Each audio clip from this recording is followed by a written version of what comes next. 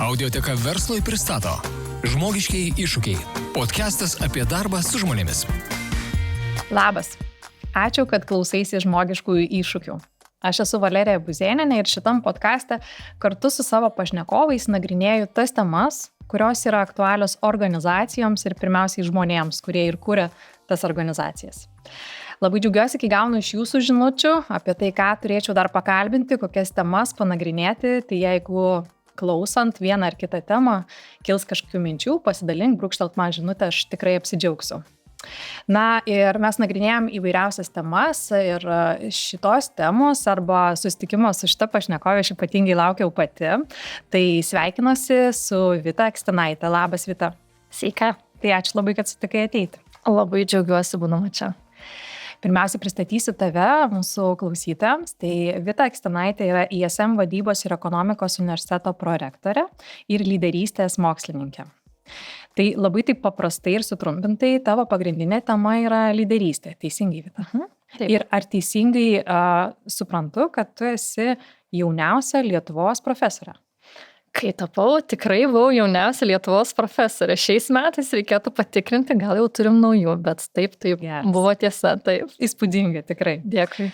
Tai kiek pati esi lyderystės temoje?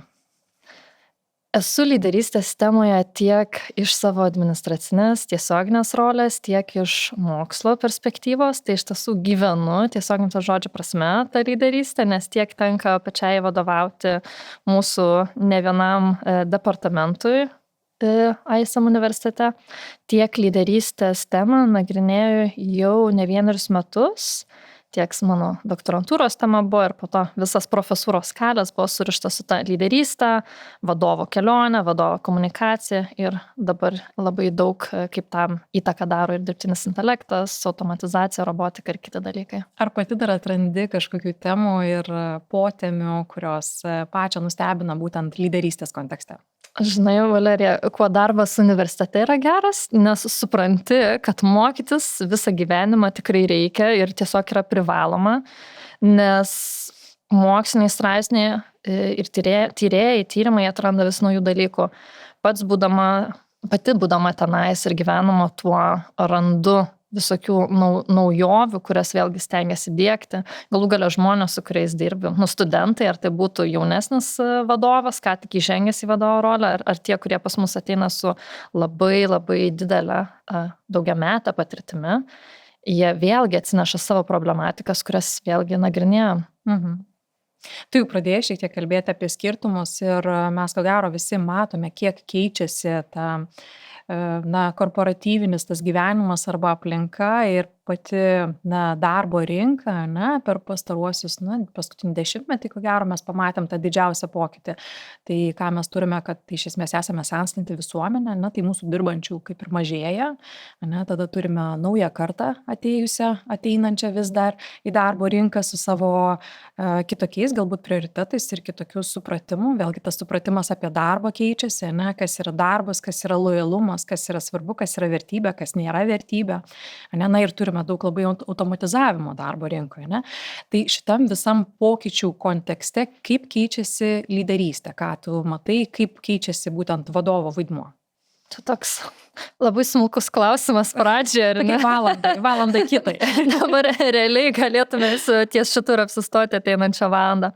Gal pradėsiu, kad atsakyčiau tavo klausimą, pradėsiu vienu žingsneliu atgal.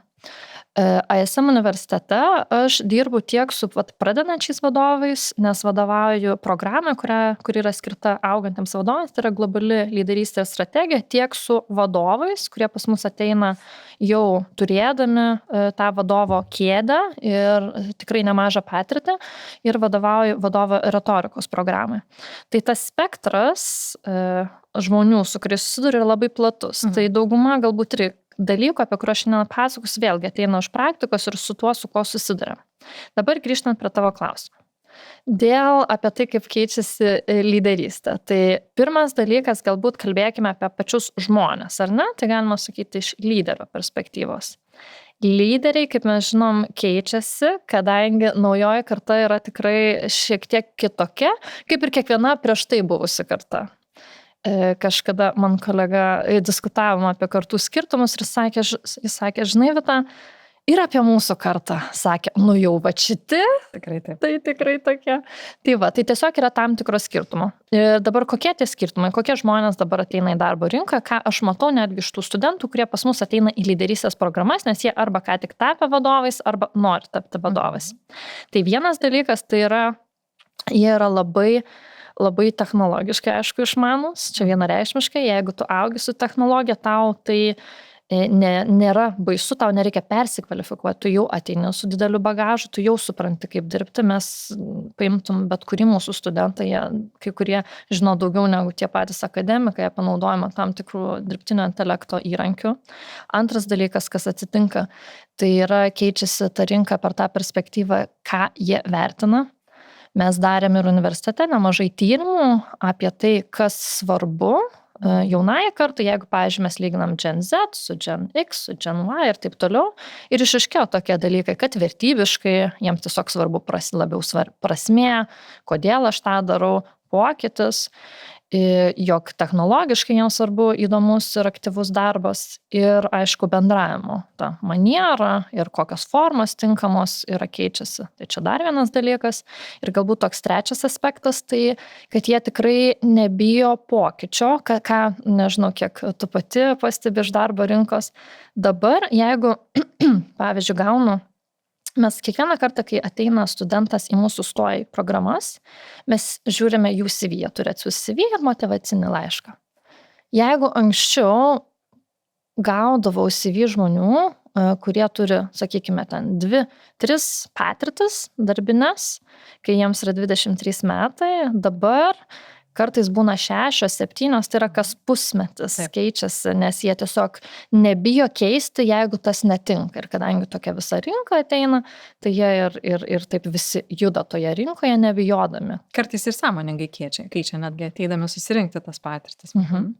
Tai vat, tai kalbant per lyderio perspektyvą, jau mes lyderių ta nauja karta augant, jį vėlgi šiek tiek yra kitokia, negu galbūt kas buvo svarbu kiekviena iš prieš tai buvusių kartų ir kai kurie dalykai vienodi, kai kurie skirtingi. Dabar, tai čia mes kalbam apie lyderį. Dabar lyderis veikia kažkokiam organizacijos kontekste ir organizacijos keičiasi. Kaip keičiasi, mes žinom. Visi dabar nori dirbtinio intelekto įrankių, automatizuojasi kiek gali ir apskritai įdiegiasi labai daug efektyvinimo, galbūt darbo pobūdžio principų. Tai jau yra organizacija, kurią tas žmogus ateina keičiasi. Ir galiausiai mes turim tokį platesnį kontekstą. Kadangi yra didelė konkurencija, spaudimas, dabar mes visi esam globalūs, didžioji dauguma ir Lietuvos įmonių perka, parduoda užsienį, jau mes nesam tokia labai maža individuali rinka, vadinasi, mes veikiam tokioje globalioje sistemoje. Ir ką tai visa reiškia lyderystė? Tai reiškia, kad tiek lyderis turi keistis, nes jis ateina į tokią sistemą, kurioje viskas yra labai neapibrėžta, greita ir labai daug technologijos, tiek ta, vadinasi, kompetencijos turėtų pasikeisti. Tai jeigu mes žiūrim į lyderio kompetencijas, jau čia per tą prizmę, kai pradėjau savo kaip lyderystės mokslininkės karjerą, tuo metu labai daug kas ten diskutuodavo apie tą didžiojo žmogaus vis dar teoriją, kad lyderiais mes gimstame ir gimstame su tokiam gebėjimas kaip užtikrintumas, pasitikėjimas savimi ir panašus dalykai. Dabar tiek ta teorija, tiek visos kitos teorijos jau seniai atgyvenusios. Dabar, kas yra sakoma, kad pagrindinės kompetencijos, kurių reikia lyderiui, kad jis sugebėtų gyventi ir dirbti labai efektyviai šioje aplinkoje, tai yra adaptyvumas, prisitaikymas prie pokyčio, gebėjimas įdiegti ir naudotis skaitmeninėmis visokiamis technologijomis, tai yra tas vadinamasis skaitmeninis raštingumas, inovatyvumas ir sugebėjimas bendradarbiauti su tom visom aplinkiniam suinteresuotam šalim, kad mes galėtume. Iš tikrųjų susijęs su adaptyvumu labai visos kitos tie dalykai aplink adaptyvumą apsilipda. Jeigu prieš 10 metų būtų manęs paklausus, kokia yra pagrindinė vadovo savybė, tikrai nebūčiau sakiusi, vadovas turėtų būti lankstus, adaptyvus ir labai greitai prisitaikantis prie pokyčio. Ok, ačiū tau labai. Tu gražiai labai tą visą kontekstą sudėlioji. Noriu dar paklausti, ar kaip tu matai, koks yra besikeičiantis lūkestis vadovui iš pačių darbuotojų, ne? Nu, tu paminėjai, kad iš organizacijos lyg ir lūkestis, nes komponentai ir aplinka pati keičiasi, bet ko dabar tikisi patys žmonės, pati komanda iš vadovo? Ar tas kinta, ar matom kažkokius pokyčius? Sakyčiau, kad labai daug dėmesio yra skiriama tai organizacijos strategijai ir vizijai, kaip mes perorientuosim įmonę dabar visam tam pokyčių kontekste. Tai manyčiau, kad didžiausias dėmesys iš darbuotojo ir toks lūkestis tai yra per perspektyvą, o kaip mūsų įmonė gyvuos toliau. Nes žmogui natūraliai kyla klausimas, ar ne, ar aš dar turėsiu savo darbo vietą, kaip keisis mūsų įmonė. Ar mes keisim savo produktų ar paslaugų profilį. Tai aš manau, kad žmogui kaip darbuotojui, ypač jeigu tai yra kažkokia industrija, kuri buvo stabili ganėtinai daug metų, jam dabar natūraliai kyla labai daug klausimų. Ir tada tavo lūkestis iš vadovo, greičiausiai natūraliai, yra, o tai kokie atsakymai. Tai sakyčiau, kad labai dabar yra sudėtinga būti lyderiu, kadangi reikia galvoti tiek apie darbuotoją ir labai daug jaučiu, bent jau dirbdamas organizacijomis, tokio nerimo, bet kaip čia tos vystysis tiek mano rolės, tiek darbas, ką čia mes automatizuosim, nes kiek skaitai visokių antrašių, visur sako, čia bus mažiau darbuotojų, arba jeigu nemokėsit naudotis technologijomis, tai jos pakeis. Tai yra labai toks gal nerimo, tokia šiek tiek pilna kultūra, o iš kitos pusės vadovas turi pats aktyviai domėtis ir augti, nes jam visgi, kaip galutiniam sprendimų priėmėjui, reikia priimti tuos sprendimus, kur mes judam kaip organizacija. Čia toks įdomus kampas ir čia, žinai, gal mes tikrai neatrasim su tavim čia ir dabar atsakymą, bet ką aš matau, kad iš vienos pusės mes sakom, vadovo autoritetas jis nebėra toks stiprus, ne, nes ta hierarchija, jinai suplokštėja ir vadovas turi būti, bičiulis, draugas, patarėjas kartais, ne. Tada lojalumas darbdaviui irgi sumenko, tai aš nesu prisirišęs ir nesu įsipareigojęs labai smarkiai tau kaip vadovui, kaip organizacijai. Tuo pačiu metu girdžiu, kad vadovui visgi, kyla tokių, vadovas sako, aš turiu būti ir už mamą, ir už tėtį, ir už psichologą, ir už veterinarą kartais, nes ten kažkas kažkur, žinai, su visom problemom eina pas vadovą. Ir netgi per pandemiją mes matėm tokių įžvalgų, ne, kad iš tiesų tiesioginio vadovo komunikacija žmonės pasitikėjo labiau negu tuo, ką jie išgirsdavo per žinias iš ten aukščiausio šalies vadovo, ne?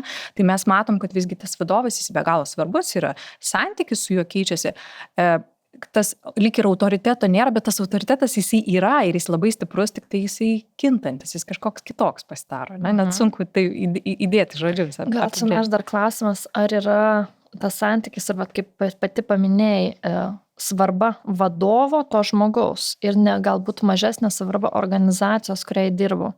Dabar tavęs beklausydama prisiminiau, šiuo metu turim vieną projektą, kuris yra daromas su skandinavais. Tai švedai, norvegai ir Lietuva, tai tos Baltijos ir skandinavų šalis ir mes tenais darėm didžiulės skalės masto tyrimą, tai dalyvavo apie 4500 darbuotojų, plus dar po to buvo vykdomi jau giluminiai interviu per visas 3 šalis su 60 vadovų. Ir visas tas buvo apie besikeičiantį lyderystės kontekstą. Tai susiję šiek tiek su tavo pirmoju klausimu ir tuo, ką dabar sakei. Ir ką prisiminiau dabar tavęs beklausydama, kad vienas iš dalykų, ką radom tyrime, kad kai atsiranda nuotolinis darbas arba hibridinis darbas, kas yra vėlgi, bet kaip keičiasi lyderystė, atsiranda toks dalykas kaip lyderystė nuotoliu, nes yra įmonės, kurios net neturi savo ofiso. Yra įmonės, kurios turi hibridą ir tu turi dabar, netgi sakyčiau, tu turi pasiūlyti darbuotojai hibridinį darbo modelį, nes yra lūkestis ir iš darbuotojų, jeigu aš kažkur, nežinau, Vilniaus regione dirbu, kad galbūt man nereikės važiuoti kiekvieną mielą dieną per kamščius į darbą. Ir ką mes radom iš to tyrimo, tai yra kelis dalykus, tokius įdomesnius, kurie siejasi su tuo, ką dabar paminėjai. Tai vienas dalykas, kad vienas dalyvis pasakė, žinot, sako, kai aš dirbu nuo savo sofos, man nelabai svarbu, kuriai organizacijai aš dirbu, nes aš dirbu su žmonėms, su kuriais aš dirbu. Organizacija, kaip aš einu, sakykime, turiu nuostabų ofisą, tenais leidžiu laiką, mes ten turim, nežinau, sporto klubą šalia ar barą ten ant rooftopo. Tokio dalyko nebėra, nes aš dirbu nuo savo sofos. Tai labai keičiasi tas vertinimas, dėl to aš labai vertinu tą žmogų. O kadangi vertinu žmogų ir tuos savo komandos narius, vadinasi ir pasitikėjimas įgauna kitą skonį, kadangi jeigu pasitikėjimo nėra, nuotolis ar bet koks hibridinis darbo pobūdis yra labai sudėtingas. Nes kaip aš galiu dirbti nuotoliu, jeigu aš nepasitikiu savo vadovu arba vadovas nepasitikė manimi. Tai aš arba nedarysiu tam tikrų sprendimų kaip darbuotojas arba vadovas užsiims mikrovadybą, nes nepasitikės manimi. Ir tas mes įeiname į tokį sudėtingą kontekstą. Tai iš tiesų labai, labai įdomu, kad tas nuotolis čia gal buvo pirmasis dalykas, kuris pradėjo jau veikti lyderystę, kas yra svarbu lyderystėj, prie to adaptavumo, pasitikėjimo ir taip toliau, o po to jau atsirado technologijos, tiesiog buvo kaip dar tokia kepurė, kuri dar ant viršaus uždėjo tokį stiprų jausmą. Vita, norėčiau pereiti šiek tiek prie kitos temos. Aš žinau, kad tu turi labai įdomios patirties, dirbai ir atlikai mokslinius tyrimus Šveicarijai, kur nagrinėjai, kaip žmogus dirba vienoj komandoje su robotais. Kodėl, koks buvo tikslas, kokius pagrindinius klausimus kėlėt? Čianais buvo, tiksliau vis dar yra, nes vis dar tęsiasi tyrimas, ES finansuotas tyrimas ir kiekvienais metais Europos komisija finansuoja projektus, kuriuos vadina taip jau sekančias žingsnis mūsų, nežinau, ten visuomenės raidoj, kaito ir taip toliau. Ir tai yra labai įvairios temos, dažniausiai susijusios su mūsų, nežinau, tiek mokslo, tiek praktikos, tiek visuomenės pažanga. Tai čia buvo vienas iš tokių projektų. Ir projektas buvo apie žmonių robotų komandas, žmonių dirbtinio intelekto komandas. Ir nors kartais tai galėtų skambėti vis dar, kai kalbu konferencijose arba ypač tam tikros industrijose kaip švietime tokia tematika, tai kartais žmonės sako, ne, čionais dar mūsų ateitis. Ir aš sakau, ne, žinokit, taip. Ir aš sakau, ne, žinokit, čia tokia dabartis, jūs neįsivaizduojate, kad čia mes jau esam čionais. Tai galbūt pagrindinė prielaida, kurią mes tikrinom, kuri galbūt ir įdomi šio įrašo klausytojams, tai yra, kad mes visą laiką matėme robotus kaip įrankius. Tas pats, kaip aš naudoju laptopą, nežinau, nešiojamą kompiuterį, kad su juo kažkokios užduotis padaryčiau. Ir mes tą patį matėm apie robotizaciją kaip įrankį. Tačiau pagrindinis klausimas yra, ar gali robotas turėti tas pačias savybės, kaip, pavyzdžiui, įkvėpimą, motyvavimą darbuotojo, kaip lyderis. Nes istoriškai mes su lyderiu, tai yra su žmogaus kompetencija siejame tokias savybės kaip gebėjimą motyvuoti, įkvėpti ir paveikti darbuotoją, paveikti tą vadinamą savo sekėją, jau čia lyderystės terminais kalbant. O dabar mes bandėme pasižiūrėti, ar visgi tą galėtų padaryti robotas, ar robotas galėtų būti lyderiu. Tai tada tu šiek tiek gal praskleisk, apie kokius robotus mes kalbam, nes jeigu aš pagalvoju apie ten, buitinius robotus, tai tikrai apie jokias ten ar savybės, ar įkvėpimus negalėtum įsivaizduoti. Apie ką mes konkrečiai kalbam. Taip, įsivaizduojam tave įkvepianti dulkių siurblį. Taip, bet jis ir neįkvėpia manęs, žinok. Jo po namus. Ne, iš tiesų mes šiandien kalbam apie, čia reikėtų įsivaizduoti ne automatizacijos priemonės, kaip sakykime, ten robotai, kurie Amazono sandėliuose važinėja ir dėlioja prekes, bet tai yra robotai, kurie atrodo tie vadinami antropomorfiški arba humanoidiniai, tai yra, kurie primena žmogų. Tai nebūtinai, kad jie atrodo idealiai, kaip dabar kai kur Azijoje yra tų robotų, kurie yra idealiai, atrodo kaip žmogus su žmogaus oda ir kitais aspektais, tačiau mes kalbame apie robotus, kurie turi žmogaus tam tikras savybės. Tai, sakykime, akys, rankos gali judėti, daryti tam tikros, pasisukimus, lygiai taip pat kaip ir galėtų daryti žmogus, bei, aišku, gebantis kalbėti. Tai tavo tikslas iš esmės buvo stebėti, kaip žmogus dirbdamas toj pačioj komandoj su robotu to humanoido, ne, kaip sąveikauja, ne, koks įvyksta pats procesas bendradarbiavimo ir koks rezultatas. Teisingai? Realiai mes iki šiol moksle nežinome, mes visi kalbam apie žmonių robotų komandos, kaip čia kažkas bus naujo. Iš principo mes net iki dabar, čia vat paskutinių metų, kai jau prasidėjo šiek tiek daugiau tyrimų, mes neturėjom atsakymų. Jeigu, sakykime, nežinau, šį podcastą įrašinėtų robotas, ar tai darytų įtaką mums su tavim. Arba jeigu mes kalbam, kaip visur čia automatizuojam, ir iš tiesų dauguma įmonių automatizuojasi įvairius procesus, ir galbūt, nežinau, recepcijoje, kas jau yra kai kuriuose viešbučiuose, galėtų stovėti tiesiog robotas. Ar tau tas darytų kažkokią įtaką, kaip žmogui atėjusiam į registratūrą užsiregistruoti pas gydytoją, į restoraną, į viešbutį ir panašiai. Tai vat koks yra skirtumas? Ar jei tau ateitų ir paduotų, vėlgi čia Kroatijoje dabar buvau restorane, man atėjo ir maistą atvežė robotas. Tai humanoidinis arba ir panašius dalykus. Tai mes tiesiog neturėjom atsakymų. Mes hipotetiškai svarstėm, kad, na tai tikėtina turėtų keisti, kaip tu reaguoji kaip žmogus, o kaip mes nelabai turėjom atsakymų. Tai dabar jau turim šiek tiek daugiau atsakymų iš šitus klausimus. Gerai. Aš noriu pradžiai gal paklausti, kas tave asmeniškai labiausiai nustebino iš visų įžvalgų šito eksperimento? Kas tau, gal, nežinau, sugriovė tavo įsivaizdavimą ar kažkas buvo wow? Man iš tiesų galbūt toks didžiausias nustebimas buvo, kad mes esam socialinės būtybės. Viską, ką istoriškai yra sakome apie žmonės, kiek mums reikia socialinių kontaktų, yra tiesa. Ir tiesa iki tokio lygmens, kad netgi su robotu tu gali suformuoti tam tikrą socialinį ryšį.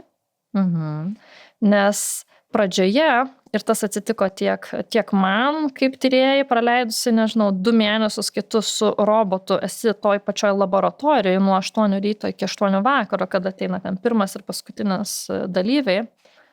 Tu pradedi jau į tą robotą žiūrėti kaip į draugą, nes tu jau žiūri ir tau jau tas artimas, tau jau ateini, tu nusišypsai, kai jį pamatai, kai ten, nežinau, į dėžę pakuoji, prilaikai galvą, kad jam neskaudėtų, po to tik supranti, kad tu laikai galvą tą plasmasinę ir iš tiesų prilaikai. Ta patį, žinau, ir kolegė pasakoja, jie dirbo su robotais, kurie yra fabrikuose, tai tenais irgi sakoma, ko tik nematėm, kaip ir kalėdoms kepurytės jiems uždeda, duoda vardus, priskiria, užriša kaspinėlius, nes mes kaip žmonės, mes norim to kontakto ir net, kai tas kontaktas galbūt, sakykime, nėra tas žmogiškasis tikras, mes vis tiek siekiam, kad tas jaustųsi tarsi kažkokia tikrovė, tokia emocinis ryšys. Kaip mes formuojam apskritai, dabar jau čia šiek tiek nuklysim į psichologiją, kaip mes formuojam ryšį su kitu žmogum.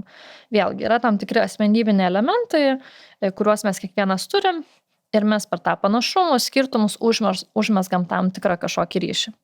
Ir jeigu mes žiūrim į žmogų kaip tam tikrų sudedamųjų dimensijų darinį, tai vėlgi, galbūt jau esate kažkada ir šiandien kalbėję, yra įvairių būdų, kaip mes galim tą asmenybę žmogaus nustatyti, bet labai dažnai mokslo naudojama ta vadinamoji didžiojo penketo asmenybės dimensijos, jos dar turi subdimensijų, tačiau tos 5 pagrindinės, kurios yra dažniausiai naudojamos, tai yra ekstraversija, atvirumas naujovėms, sąmoningumas, tas vadinamas neurotiškumas, bei lietuviškai dažnai verčiamas prieinamumas arba angliškai agreeableness, tas toks aspektas. Tai taip, kaip mes galim kaip mes patys susiformuojam per patirtis ir išmoktas pamokas, tai lygiai taip pat mes galim tą patį padaryti tiek su dirbtiniu intelektu, jeigu kalbam apie agentų sistemas kažkokias organizacijose, dėl ko nežinau, ar tavo ChatGPT ar Claude ar panašiai irgi jau kalba tavo manierą ir atsako dažniausiai kaip tau patinka, nes tas labai dažnai yra naudojama. Lygiai tas pats su robotais. Kai daromas yra roboto dizainas, ką ir mes patys darėm tyrimams, mes galim tas dimensijas sudėlioti taip, kaip mums patogiau, kaip mes norėtume, kad tas robotas būtų.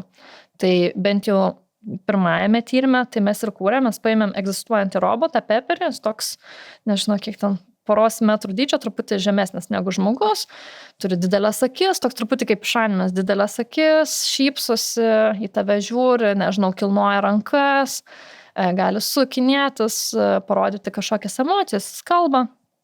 Ir jo asmenybę kaitaliojam. Tai, pavyzdžiui, išlaikom tam tikras asmenybės dimensijas vienodas, sakykime, ekstraversija, neurotiškumas, atvirumas yra vienodos dimensijos, o tuomet kaitaliojam, sakykime, tą vadinamą prieinamumą. Tai kiek jis yra, labai paprastai tariant, malonus arba nemalonus. Ir tą spektrą mes reguliuojam. Ir tuomet mes tą suformuotą roboto paketą duodam tau su tokiu robotu dirbti. Tu nežinai, tau kaip ir atėjus į darbo vietą, gauni naują kolegą, jūs pradedi dirbti ir tu galvoji, koks paslaugus, arba galvoji, labai jau čia sarkastiškas tas mano kolega. Bus reikalų. Tai lygiai tas pats buvo ir su robotu. Tai tokius roboto įvairias asmenybės variantus mes davėm žmonėms dirbti bendrose užduotise ir žiūrėjom, kas vyksta. Taip, žinai, pirmas įsivaizdavimas tikriausiai yra, kad žmonės šiaip nenorėtų dirbti su robotais, tai kaip čia bus, ne, tai tie socialiniai klijai, tas ryšys, o kaip čia, žinai, ką stebėjot eksperimento dalyviai, ateidami kokią nuomonę turi ir galbūt pabandė dirbti komandoje su robotu? Tai pradžiai ką stebėjo? Tai 3 dalykus. Vienas tai yra jeigu tu pasirinki dirbti su robotu, tai tavo produktyvumas versus jeigu tu nedirbi su robotu, tai kiek tu esi galbūt greitesnis, ar esi greitesnis, arba galbūt kaip tik tave lėtina tas. Tai yra produktyvumas per išraišką, kiek tu sėkmingai išsprendi užduočių, kurios yra sukurtos eksperimentui. Antras dalykas tai yra, koks tavo jausmas, tas vadinamas pasitenkinimas darbo, nes tu gali dirbti, tu gali būti labai produktyvus, tačiau tau gali labai nepatikti. Ir trečias dalykas, tai naudojam tokius adapterius, kurie tavo seka streso lygį, širdies dūžius, tas vadinamas HRV.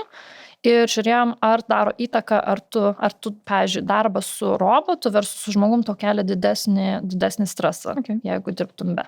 Tai čia tos vadinamos metrikos, kurias matavom. Ir atsakymai yra tokie, kad žmonės dirbantys su maloniu robotu, tuo, kuris turi tą aukštesnį prieinamumo įvertimą, jeigu kitas asmenybės dimensijas išlaikom idealiai vienodas, jie dirba daug produktyviau. Tai jeigu, pavyzdžiui, mes ten skaičiavom taškus, bendrai, tu galėtum, jeigu išsprendi visas užduotis, surinki 15 taškų, tai jeigu dirbi su tuo maloniu, geru, draugišku robotu, kuris tau padeda, pamotyvuoja kaip kolega, tai išsprendi vidutiniškai 11,3 surinki iš 15 taškų. Jeigu dirbi su neutraliu robotu, taip kaip būtų įrankis, neturi, ta asmenybė beveik neegzistuojanti, kaip, tiesiog tu užklausi, tau atsako. Tai yra 9,7 taškai, o jeigu dirbi su žemo prieinamumu, tai yra tuo sarkastišku, ne visai tokiu draugišku robotu, kuris tau pasako visus teisingus atsakymus, padeda tau padaryti, tiesiog asmenybiškai tai nėra pats maloniausias kolega, su kuriuo dirbti, tai 8,7 taškai iš 15. Tai yra toks skirtumas. Dabar iš streso lygio. Įdomu tai, kad šitame tyrime nebuvo jokio statistiškai reikšmingo skirtumo tarp to, su kokiu robotu tu dirbi. Ir mes kaip mokslininkų komanda padarėm išvadą, kad greičiausiai jo nebuvo dėl to, kad žmonės jautriau reaguoja į žmonių komentarus. Jeigu tau robotas pasako kritiką, kaip ir čionais būdavo, kur robotas sako, Valerija, galėjai ir pati sugalvoti atsakymą. Bet tiek to, jau aš tau pagelbėsiu. Tai jeigu aš tau tą sakau ir tu matai, kad tai gali būti tiesa, tu jautriau reaguotum į mano komentarą, negu jeigu čionais vietoj manęs būtų tas humanoidinis robotas ir jis tau pasakytų, tu galvotum, tai čiagi programa, čia taip visiems sakom. Ir mes tokią natūraliai tokią atmetimą padarom ir mus tai mažiau įskaudina. Tai mes galvojam, kad greičiausiai čia dar reikėtų toliau tirti šitą aspektą, bet greičiausiai tai bus šitas aspektas. Ir trečias, svarbus aspektas dėl to, kiek žmonės rinkosi dirbti ir kiek žmonėms patiko, iš tiesų mūsų atveju faktiškai pirmam tyrime dalyvavo apie 137 žmonės, iš jų 130 pasirinko dirbti su robotu. Ir greičiausiai čia tai yra susijęs su pačiu tavo pirmoju klausimu apie tai, kokia dabar darbo rinka, kadangi vienareikšmiškai vien į tyrimą, kadangi tai yra atviras kvietimas, kas nori gali ateiti, bet kokio amžiaus, nėra amžiaus apribojimo ir taip toliau, žmonės dažniausiai renkasi jaunesni ateiti ir dirbti su robotu, nes jiems tai yra įdomiau, nes jiems tai nėra taip keista, nes jie yra pripratę prie technologijų ir kai tu net klausi, jie sako, tai čia kaip, nežinau, ChatGPT, tik tai su klonu. Jų logika yra tokia, dėl to jie ateina ir jie iš karto ima natūraliai įsijungia į tą bendravimą, net kai kur būdavo toks staptelimas, čia tikras robotas, tai pasižiūri, gerai, dabar dirbam. Ir jie realiai eina į tas technologijas. Ir tas atvirumas naujojas, grįžtant prie kartų skirtumo, yra fantastiškas.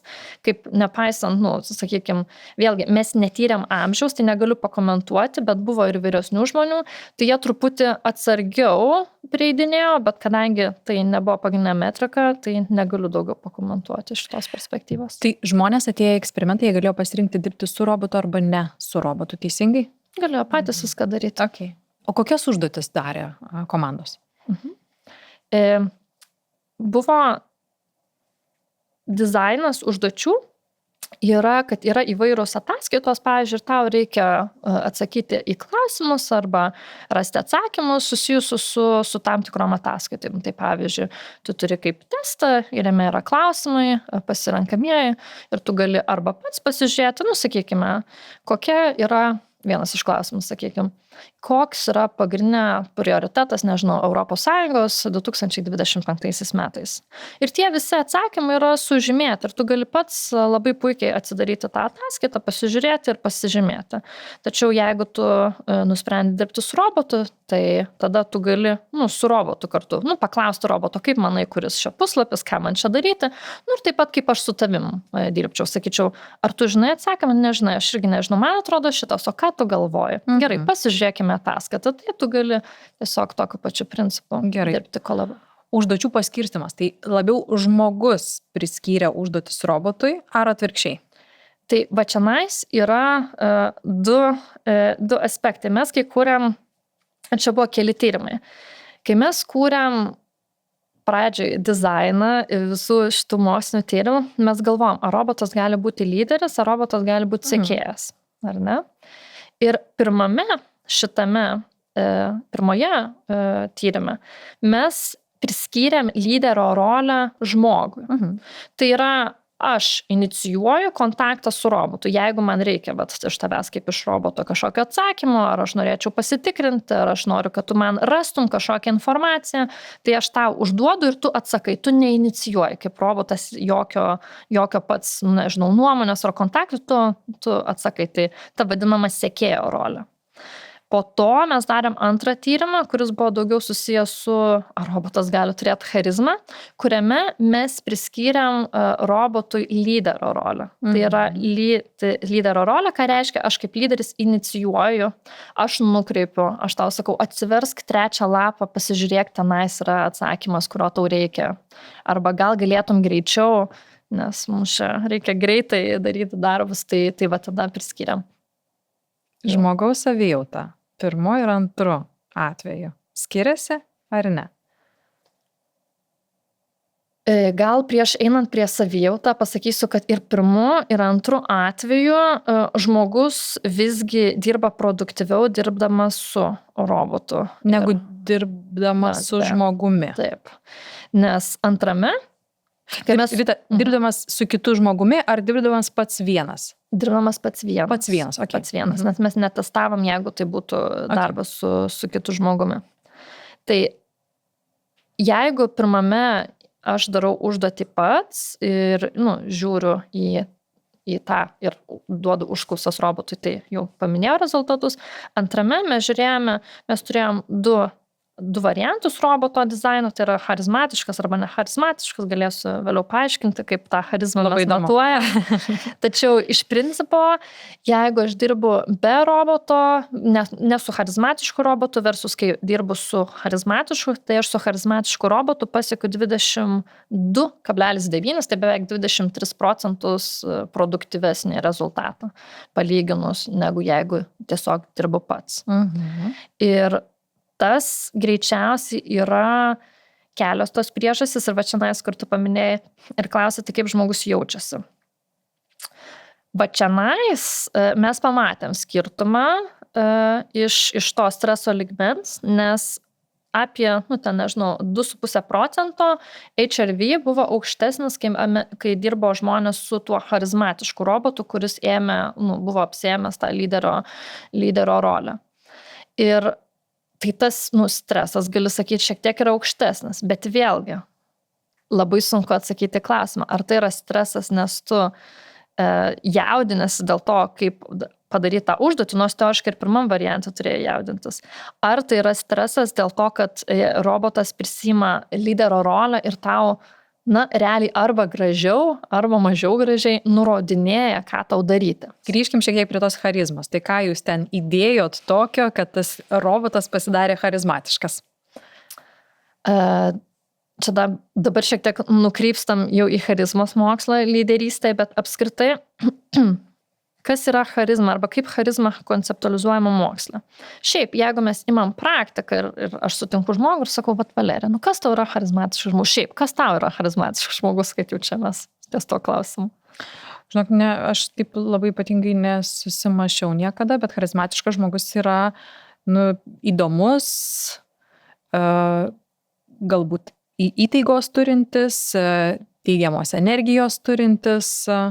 Taip, žinai, nepasiruošus, nepagalvojus. Tai labai panašus atsakymai yra bet ko paklaustum. Žmonės dažniausiai sako, kažkas yra, kažkas neapčiuopiamo, kažkaip aš taip įsiminiau, ką pasakė, arba tokia buvo istorija, tokia paveiki. Tai dabar, jeigu mes tą išpainiojam, iš tiesų, charizmą moksle mes konceptualizuojam per tam tikras labai pamatuojamas, taktikas, gali sakyti, metrikas, kas yra pagrindinė per žodžius. Ar ne?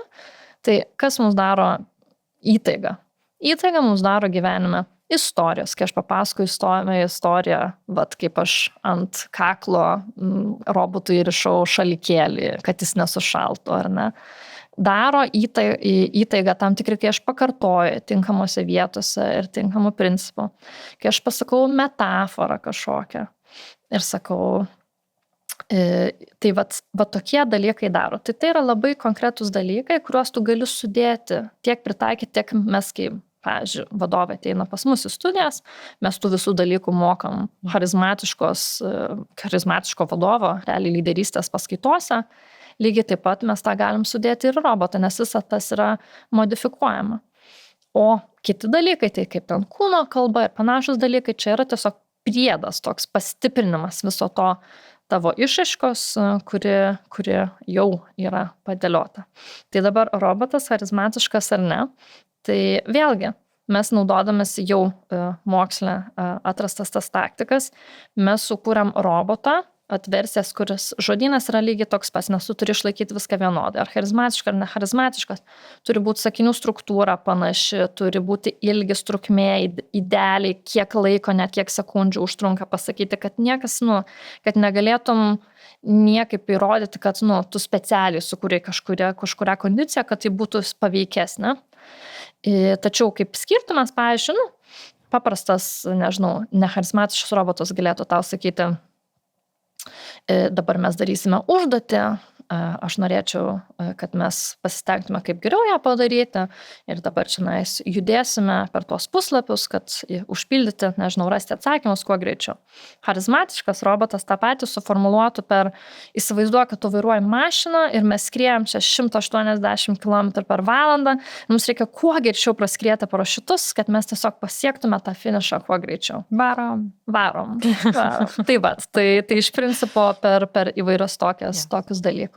Ir po eksperimento klausiu žmogaus, kaip vertina, kaip to toliau, labai dažnai žmonės patys sakydavo, nežinau, sako, toks jis buvo charizmatiškas, toks įdomus, toks kažkokia, sako, taip kalbėjo su manimi, mane taip įkvėpė, man taip patiko ir žmonės tą sako, nes tu nesakai, ar buvo robotas charizmatiškas. Tu paklausi, bet kaip praėjo eksperimentas, žmonės patys naudoja tuos žodžius. Tai, Okay.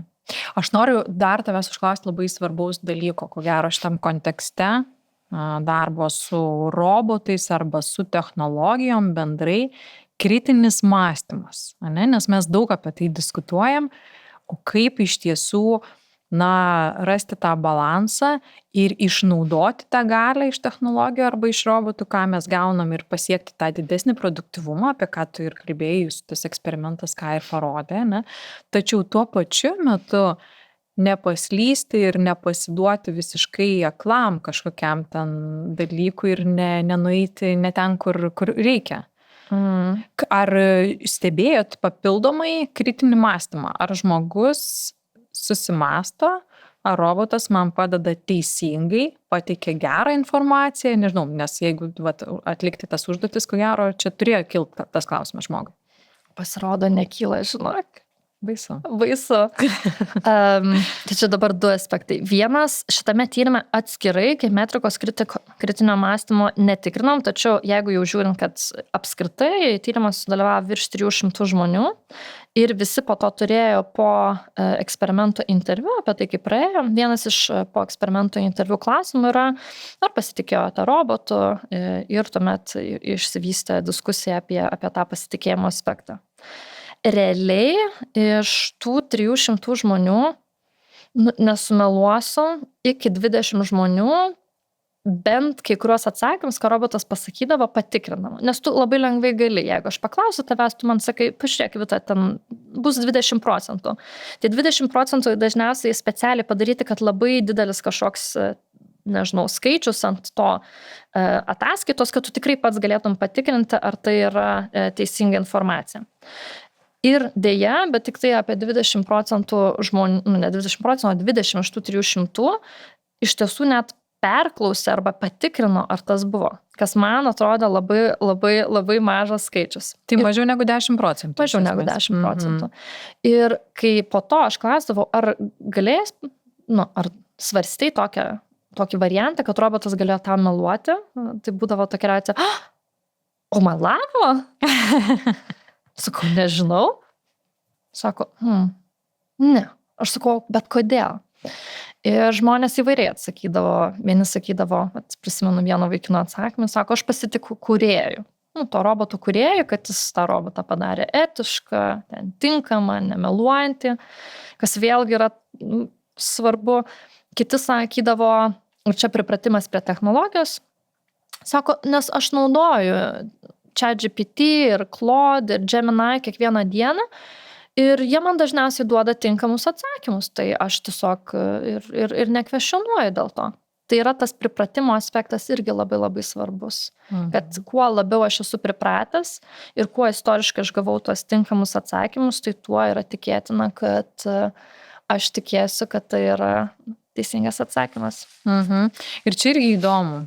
Nes iš tiesų mes sakom, kad didelis yra toks nusistatymas arba pasipriešinimas žmonių, ne, taip, nežinau, aš be tyrimo, ne, be skaičių, be procentų. Bet šiaip jeigu paklaustum bet kokio ten žmogaus gatvėje, ar tu galvoji, kad, pavyzdžiui, robotas galėtų tau vadovauti, tai manau, kad gautum ten arti 100%, kad, vis tiek žmonės mes esam tokie, žinai, pranašesni kažkuom ir robotas negalėtų man vadovauti. Tuo pačiu metu tas pasitikėjimas technologijom, tai jisai labai dažnai būna toks aklas, ne? Aš irgi vieną tyrimą esu skaičiusi, kad, reiškia, buvo mokslinis eksperimentas padarytas, žmonės dirbantys ofise, ten per garsiakalbius jam pradėjo sakyti, kad gaisro pavojus, jūs turite evakuotis ir, reiškia, evakuotis eidami paskui robotą. Ne? Ir tie žmonės eina iš ofiso paskui robotą, net tada, kai robotas trankosi į sieną. Ne? Net tada, kai patys žino, kur yra evakuacinis išėjimas, ne? Jie vis tiek seka paskui robotą. Tai klausimas, va čia toks yra įdomus, kad lyg tai mes ir sakom, ne, aš geriau žinau, bet tuo pačiu metu kitose situacijose mes aklai pasitikim vienu ar kitu kažkokiu tokiu, mums atrodytų pranašesniu šaltiniu, ne? Nes lygiai tas pats dirbtinis intelektas. Mes galvojam, kad ten daug yra informacijos, ne? Mes tiek nesurinksim, mes tiek nesužinosim. Nors. Aš manau, kad tai yra labai natūrali būsena, kurioje mes visi dabar esame, dėl to, kad tai yra nauja ir mes dar ne visai susivokėme, kaip su tuo tvarkytis. Čia galima palyginti ir galbūt COVID pradžioje, iki kol neatsirado tas naujas normalumas, tai kaip čia viskas funkcionuoja, ką mes galim daryti, kaip negalim, kaip aš verslą dabar jau čia vykdau pandemijos metu, iki tol žmonėms buvo labai sunku, po to jau atsirado toks šiek tiek pasidarė lengviau. Lygiai tas pats yra su robotika ir visų, kas su tuo susiję. Pargrįžtam apie tą tyrimą su skandinavais, kurie minėjau, kur darom per Skandinavijos ir Baltijos šalis. Tenais, kur minėjau, kur mes ir kalbėjome su vadovais, kurie dirba tokiame kontekste. Vienas iš klausimų buvo, kaip manot, ar vadovas galėtų, jūsų vadovas ateity galėtų būti robotas arba dirbtinis intelektas. Realiai, faktiškai visi vadovai, čia mes jau kalbam apie aukščiausios lygmens vadovus, pasakė ne. O, matai, kaip aš atspėjau. Taip, ne. Iš 60 galvos pora buvo tokie susimąstę, sako, priklauso galbūt vidurinės grandies vadovas, kuris ten turi labai daug. Ne man, tiem kitiem galėtų. Taip, čia tiem kitiem. Galbūt panašiai, bet šiaip tikrai atsakymas yra dažniausiai ne, negu taip. Tai čia iš vienos pusės, kad negali. Iš kitos pusės, manau, yra natūralu, kai taip daug viskas keičiasi, tau reikia priimti vis tiek sprendimus kažkokius, mes pradedam naudotis tomis technologijomis ir kadangi dar nesam išsitestavę, kiek čia tiesos, netiesos, kur užkliūnam, kur neužkliūnam, tai yra galbūt greičiau, negu kažką tas žmogus galėjo padaryti ir tiesiog atsiranda tas pasitikėjimas. Mano nuomonė yra tas kritinis mąstymas ir iš tiesų įvertinimas to bet kokių išdavos iš dirbtinio intelekto, ar nesvarbu jau čia ką kalbam, labai labai svarbu kritinis mąstymas apie tai, kad įvertinti, ar tai yra teisingas atsakymas, ar tai yra logiškas atsakymas ir taip toliau. Čia mes net universitete dirbant su tuo labai daug susidarėm užduotyse, kai, sakykime, studentai naudoja. Čia kalbant net ir studentai vadovai naudoja, ta pasi čia jau, kai sakau studentas, čia nuo iki. Ir iš tiesų kartais net juokiasi, po to sakai, taigi čia matosi, kad yra dirbtinio intelekto įtaka ir sako, bet iš kur, tai čia taip gerai parašyta. Aš sakau, sakau, tiek variantų nieks negalėtų pasiūlyti vienam paragrafe, ten 6 būdus išspręsti ten problemai, sakau, bet kuris vadovas iš savo patirties, sakytų iš patirties, mes dažniausiai šitoje situacijoje čia išsprendėm tą konfliktą. Gali būti ir tada pamąstymų atsiranda daug variantų. Taip, o čia, tokių, šito vienareikšmės sprendimas ne visai yra. Aha, okei. Ačiū tau labai, kad pasidalinai. Iš tikrųjų, manau, kad daug įvardinai tokių dalykų, kurie įdomus yra panagrinėti, o kaip veiktų, ne? Ir dėl to kritinio mąstymo, tai tikriausiai mes esam naujoje situacijoje ir vieną kitą kartą užlipę ant to pačio grėblio pasimokytumėm ir galbūt kitaip kažkaip elgtumėmės. Ne? Dar noriu klausti, tai ką pamatei šito eksperimento metu, kaip dirbo žmonės ir robotai vienose komandose, ar mes galim pasimti kažkokių išvadų į dabartinės vadybinės situacijas, į organizacijas, ne? Ar mes kažką pamatėm naujo apie žmonės, pastatydami arba pasadindami juos šalia robotų? Čia juoksiasi, čia kai pasikvietė mokslininką pas save pasikalbėti, tai čia trauks tavo modelius ir iš dešinės kišenės ir iš kairės. Nes atsakyti norėčiau irgi per gal modelį, nes aš bent jau lengviau suprantu viską per modelius, tai nežinau, gal tas bus naudinga ir klausytojų. Kai mes kalbame apie komandas, žmonių komandas, mes dažniausiai komandos efektyvumą labai istoriškai yra toks modelis, kuris vadinasi IPO, Mateo autorius jį yra sukūręs, tai yra input, processes ir output. Tai kad ateina kažkokie ten dalykai, vyksta organizacija, tada procesai, tai yra komandos dinamika, ir tuomet turime rezultatą. Čia labai susimplifikuojant. Dabar, kai mes pasižiūrime, ką mes radome apie tos žmonių robotus, ką čia galima persinešti ir pasiimti, tai lengviausiai aš tą suvokiu per šitą modelį, nes jį gali prisitaikyti pagal savo organizaciją labai lengvai. Nes tas input dalis tai yra mano komandos nariai, mano organizacija. Tai va čia ateina, tai kiek aš ar robotų, ar dirbtinio intelekto kažkokių agentų, ar dar kažkokių procesų prisitaikau savo įmonėje. Gali būti labai daug ir galiu skaitmenizuotis ten beveik viską ir, nežinau, sumažinti darbuotojų skaičių arba atvirkščiai, galiu ten labai nedaug ir panašiai. Tai čia yra pirmas dalykas. Nuo to priklauso likusios dvi dedamosios, nes vidurinė dedamoji yra tie procesai ir būsenos. Tai dabar. Žmonių komandose mes žinom, čia jau ištyrinėta labai seniai tema, kad svarbiausias komandos efektyvumą nurodantis dalykas, tai yra, pagal kurį sprendžiam, ar komanda yra efektyvi, tai yra psichologinis saugumas. Jeigu aš jaučiuosi saugiai, galiu daryti klaidas, galiu prisipažinti, galiu gauti paramą. Tai yra psichologinis saugumas ir dar yra pasitikėjimo aspektas. Žmonių komandose tas vystosi per laiką ir jeigu mes tą įgyvenime, mes žinom, kad komanda yra tikrai efektyvi ir tada jau galima ten efektyvinti tą komandos modelius, tačiau jį veiks tikrai labai sėkmingai. Ir mes žmonių komandose plus minus jau dabar su laiku žinom, kaip tą suformuoti. Asmenybė, tinkamos rolės, čia psichologiniai profiliai, vis tiek čia jau yra labiau išnagrinėta tema. Bet žmonių robotų arba žmonių dirbtinio intelekto komandose, jeigu aš įsidiegiu staiga tiek daug technologijų, ar ten robotas, ar dirbtinis intelektas, ar agentai, tai man labai svarbu kaip vadovui, arba nežinau, galų gale žmogiškųjų išteklių departamentų įmonės, suprasti, kad šita vidurinė dalis smarkiai keičiasi. Jeigu staiga tu kažkokiai komandai sakai, jūs dabar naudokitės, generuokit ten įžvalgas naudodamasi dirbtinio intelekto mūsų šitą bazę ir jums duos pasiūlymus. Arba dabar mes čia turim robotą, jūs dirbat viešbutį ir dabar recepcijoje būsit ir jūs, ir robotas. Tai yra tie pasitikėjimo dalykai, psichologinio saugumo ir taip toliau yra labai daug. Arba iki kur yra riba, tas tyrimas, kurį pati minėjai, kokia yra riba, kur aš dar pasitikėsiu, arba kokia yra tas, nežinau, kažkokia riba ties, kur aš jau galvosiu, čia jau man yra sprendimas. Ir tada kokia yra rolė, ar aš lyderis, ar vadovas, ar tai mes kolegos. Tai šitas viduriukas, sakyčiau, kad daugiausiai, kas vadyboje keičiasi šiuo metu dėl to. Nes tas galutinis dalykas, tas output, tai yra, tie, aišku, rezultatai jau, kur čia baigėsi, ką mes čia turim, bet tas pabaiga sėkmės mūsų organizacijos pritaikomumo labai priklauso nuo kaip mes suvaldome tą viduriuką. Tai ką aš matau, vėlgi iš įmonių, kai daug dirbam, kad dauguma dabar galvoja tik apie priekį ir tą pabaigą, pradžią ir pabaigą. Mes galvojam, kaip kuo daugiau įsidiegti dirbtinio intelekto, kaip suefektyvinti dalykus, kad pabaigoje gautume geresnį rezultatą.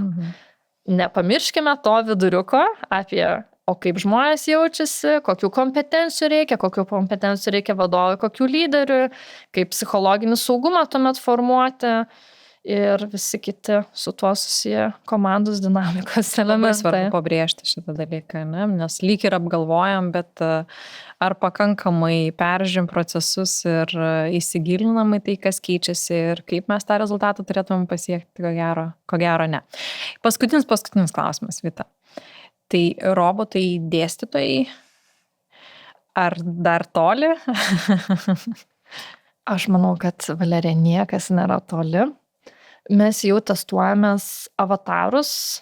Jeigu, pavyzdžiui, tau dėstytų avataras, kuris atrodo kaip tavo dėstytojas ekonomikos ir tau kažką pasakotų, tai kol kas visai pozityviai. Aišku, tai yra naujumo elementas, tai visi priima ganėtinai pozityviai. Avatarai realaus žmogaus, tai yra Vitos avataras, dėsto Vitos kursą, teisingai. Čia žinai, kaip visada svajonė buvo visų klonuotis, kad spėtume daugiau dalykų padaryti. Tai dabar galėsiu dėstyti lyderystę 3 skirtingoms įmonėms ir vadovų grupėms vienu metu. Viena tikra Vita ir 2 avatarai.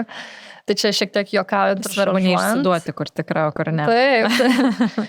Bet aš manau, kad pritaikymas yra labai svarbus, bet vėlgi pargrįžtant vienu laipteliu žemyn, kokiam kontekste. Jeigu tai yra medžiagos kažkoks perdavimas ir taip toliau, yra tikrai tokių vietų, kur avatarai ar ten robotai dėstyme tikrai galėtų naudoti, arba mokymuose galų gale tikrai galėtų labai sėkmingai tą daryti. O tada jau lieka tam tikros rolės, kurios yra žmogaus. Pavyzdžiui, jeigu aš duodu grįžtamą ryšį. Kiek žinom, vėlgi geriausiai, žmonės vis dar netiek pasitikė, vėlgi čia tyrimai rodo dirbtinio intelekto, jeigu jis tau duoda grįžtamą ryšį arba, nežinau, draudimo sprendimas ateina ar ne, padarytas dirbtinio intelekto, ne žmogus, vis tiek tada žmogus ten ieško, tai kaip pažmogų, kad tikrai būčiau užtikrintas. Tai aš manau, kad yra tam tikrų vietų švietime ir mokymuose ir dėstyme, kur robotas tikrai galėtų tą užsiimti, o yra, kur visgi vis dar reikia žmogiško kontakto. Tai aš manau, kad čia mūsų, kaip, nežinau, švietėjų ir mokytojų ir dėstytojų rolė šiek tiek keisis. Ir čia labai svarbu nepaskubėti, vėlgi iš to tyrimo su vadovais, kurį minėjau, atsimenu, kalbėjau, nes ten vadovai dirbantis su žmonių robotų komandom per visą pasaulį, ir vienas vadovas iš Londono, jis sako, jie dirba su įmonėm, padeda jiems įsidiegti tos procesus, ir sako, žinai, Vita, sako, dabar pas mus visi nori kažko, ir sako, aš jų klausiu, o ko norit savo įmonėje? Sako, nesvarbu, bet ko, visi diegiasi, visi konkurentai diegiasi ir mums kažko reikia. Mums reikia robotų, AI, tiesiog, kad ir mes nepavėluotume į tą traukinį. Ir man labai įstrigo šita mintis, nes aš supratau, kad kiek mes kartais labai skubame nepavėluoti traukinį, kartais net gal nepagalvojam, ar čia tikrai ta vieta ir apie tuos visus procesus, ir kad gal jį darysime truputį lėčiau, tačiau apsvarsę bus geriau. Ir gal tas, nežinau, atveda mus į tokią susumuojančią pabaigą, kur aš kartais baigiu ir savo paskaitas citata, kad psichologas Skinneris buvo pasakęs, kad tikroji problema ne tai, ar mašinos mąsto, bet ar visgi žmogus mąsto. Tai va čia, aš manau, yra svarbiausia išsineštukas iš šiandien dienos, kad mums patiems reikia galvoti kritiškai ir mąstyti, kur ir kaip įsidiegti, kad būtų vertė. Tai ačiū labai tau, Vita, už šitą pokalbį, tikrai daug įdomių dalykų išgirdau, smalsu buvo apie eksperimentus išgirsti ir apie tai, ką mes iš jų galime išsinešti, o išsinešti tikrai galim daug pamatyti, ne? Tai dėkui tau ir sakau iki sekančių kartų. Dėkui. Jūs klausite podcast'o Žmogiškieji iššūkiai. Kad nepraleistumėte naujų epizodų, kviečiame prenumeruoti laidos naujienlaiškį adresu žmogiškieji.lt. Podcast'ą prenumeruoti taip pat galite per Apple Podcast, Google Podcast, Spotify, Stitcher ir kitose platformose. Laidos partneris Audioteka verslui. Nuolatinio tobulėjimo kultūra jūsų organizacijoje. www.audiotekaverslui.lt